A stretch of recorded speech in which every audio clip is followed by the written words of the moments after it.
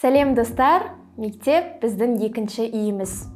Біз мектепке барғанда білім аламыз, достарымызбен ойнаймыз, уақытымызды қызықты әрі пайдалы өткіземіз. Ал сыныпқа кіргенде ең бірінші мұғалімді көреміз.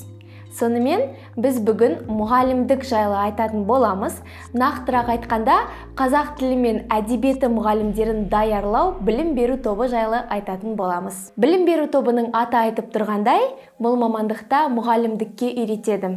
Тек мектеп аясында білім беріп қана қоймай, сонымен қатар жалпы адамның дүниетанымын, яғни мировоззрениесін арттыруға, сонымен қатар қоғамдық өмірге тезірек қалыптасуына үйрететін маман. Мұғалім мамандығы өз тарихын ежелгі Грецияда бастау алған. Біздің заманымызға дейін шамамен 2000 жыл бұрын мұғалімдер негізі бала қараушы ретінде жұмыс жасаған.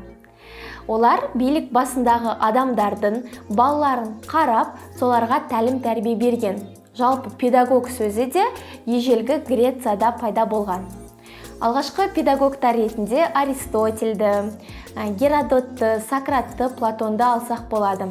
Себебі мұғалімдер тек қана бір сабақ беріп қана қоймай, сонымен қатар өзінің білімін жаныңдағы адамдарға үйретіп, олардың көздерін ашып, олармен бар білімін бөлісіп отырған.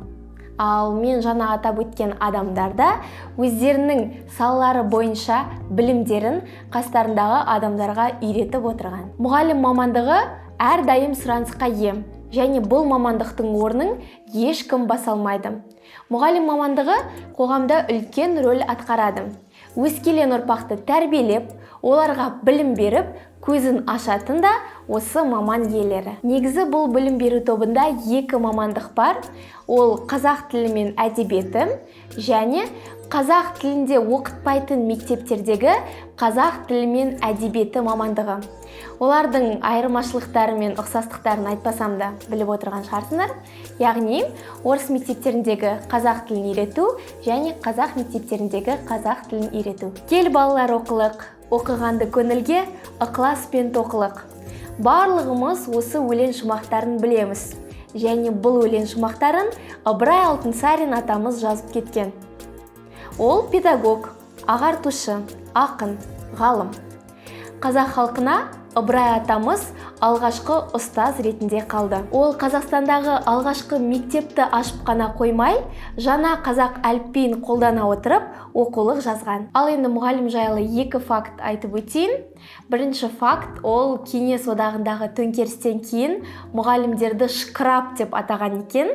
Яғни шкраб деген школьный работник деген мағынаны білдіреді. Екінші факт, ол бизнесмен және жетістікке жеткен адамдардың әйелдері мұғалім болады екен. Мұғалім мамандығын бітіріп шыққан жас түлек мектептерде, университеттерде, колледждерде жұмыс жасауына болады.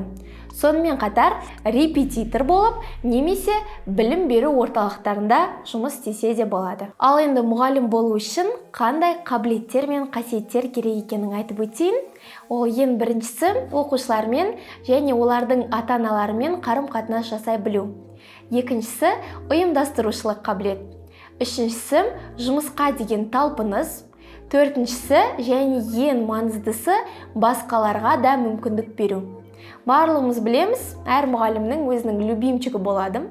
Сол любимчикті ғана сабақ атқыза бермей, басқаларға да мүмкіндік беріп тұру керек. Ал енді бұл мамандықтың артықшылықтары мен кемшіліктерін айтып өтейік.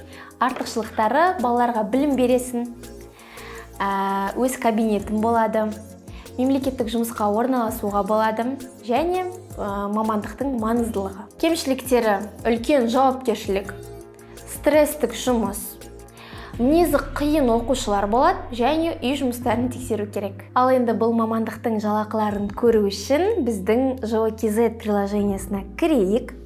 Мамандықтар бөліміне өтеміз және қазақ тілі мен әдебиеті мұғалімдерін даярлау бөліміне кіреміз. Сала жалақыларына кіретін болсақ, қазақ тілі мұғалімі 120 мың, 180 мың теңге аралығында, 150 мың, 220 мың теңге аралығында, 130 мың, 300 мың теңге аралығында екен. Келесі, қазақ тілінде мектепке даярлауға арналған мұғалім тәрбиеші 150 мың, 180 мың теңге екен жалақылары. Бастауыш сыныптарға арналған қазақ тілі мұғалімі 400 мың, 70 мың 200 мың, 80 мың 250 мың теңгенің аралығында екен. Жалпы жалақылары орташа жақсы десек те болады. Қазақ тілі мен әдебиеті мұғалімдерін даярлау білім беру тобының коды B016. 2021 жылы бұл мамандыққа 250 грант бөлінген, ал грантқа ең соңғы оқушы 122 балмен түскен. Қазақ тілі мен әдебиеті мамандығын елімізде 37 университетте оқытадым, ал қазақ тілінде оқытпайтын мектептердегі қазақ тілі мен әдебиеті мамандығын 13 университетте оқытадым. Бұл университеттер жайлы толық ақпаратты біздің Жоо.kz приложениясынан көре аласың.